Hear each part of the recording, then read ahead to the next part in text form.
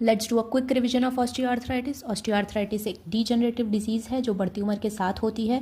Usually इसमें progressive loss of articular cartilage होने लगता है, मतलब धीरे धीरे आर्टिकुलर कार्टिलेज टूटने लग जाता है, जिसकी वजह से फ्रिक्शन होता है बोन्स के बीच में, जो इन्फ्लामेशन जनरेट करता है और उसकी वजह से पेन होता है जॉइंट स्पेस में। यूजुअली जो रिस्क फैक्टर्स हैं ऑस्टियोआर्थराइटिस के वो हैं elderly age, female more than 50 years, उनमें hip joint most commonly affected होता है।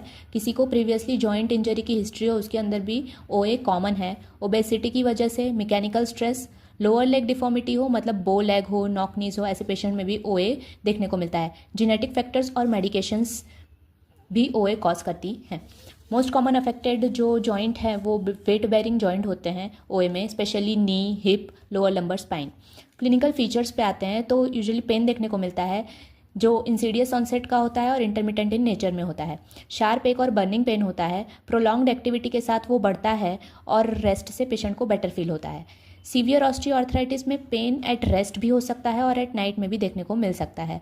और जेनु वेल्गस और जेनु वायरस जैसी भी प्रॉब्लम्स देखने को मिल सकती हैं सीवियर ऑस्टियोआर्थराइटिस में, depending upon the location, medial side पे हुआ है या लेटरल साइड पे हुआ है।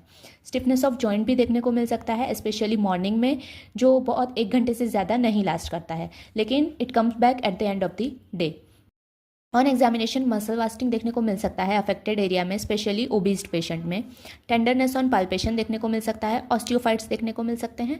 इन एक्यूट एक्सरबेशन जॉइंट इफ्यूजन देखने को मिलता है। क्रेपिटेशंस सुनाई दे सकते हैं। Osteophytes that is bone Spurs most commonly distal interphalangeal joint और प्रॉक्सिमल इंटरफेरेंजियल जॉइंट में देखने को मिलते हैं और उसके हिसाब से उनको नाम दिए गए हैं। अगर डिस्टल इंटरफेरेंजियल में है तो हैबर्डन्स नोड कहा जाता है और प्रॉक्सिमल इंटरफेरेंजियल में है तो बुचार्ड नोड कहा जाता है। कमिंग टू इन्वेस्टिगेशन में एक्सरे करवा सकते हैं। एक्सरे में रिड्यूस्ड जॉइंट स्पेस देखने को मिलेगा, ऑस्टियोफाइट्स देखने को मिलेंगे, मतलब बोन की जो एंड है वो बढ़ने लग जाती है, जिसको बोन स्पर्स कहा जाता है। सब कॉन्ट्रल स्क्लेरोसिस भी देखने को मिल सकता है। हम एमआरआई भी करवा सकते हैं।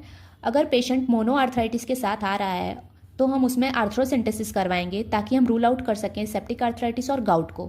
यूजुअली सेप्टिक आर्थराइटिस में ल्यूकोसाइट का काउंट मोर देन 50,000 हो जाता है, वहीं ऑस्टियो आर्थराइटिस में वो 1000 to 2000 के बीच में रहता है।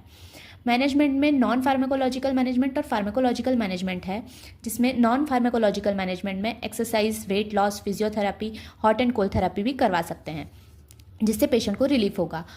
और फिर भी रिलीफ ना हो तो फार्माकोलॉजिकल मैनेजमेंट हम ट्राई कर सकते हैं, जिसमें non steroidal anti inflammatory drugs दी जाती हैं, हाइलुरोनिक एसिड इंजेक्शन दिया जाता है और सर्जरी में जॉइंट रिप्लेसमेंट सर्जरी की जाती है सीवियर केसेस में। होम्योपैथिक ट्रीटमेंट में रस्टॉक्स, ब्रायोनिया, गुआइकम जैसी मेडिसिन यूज़ की जाती हैं on the basis of individuality of the patient.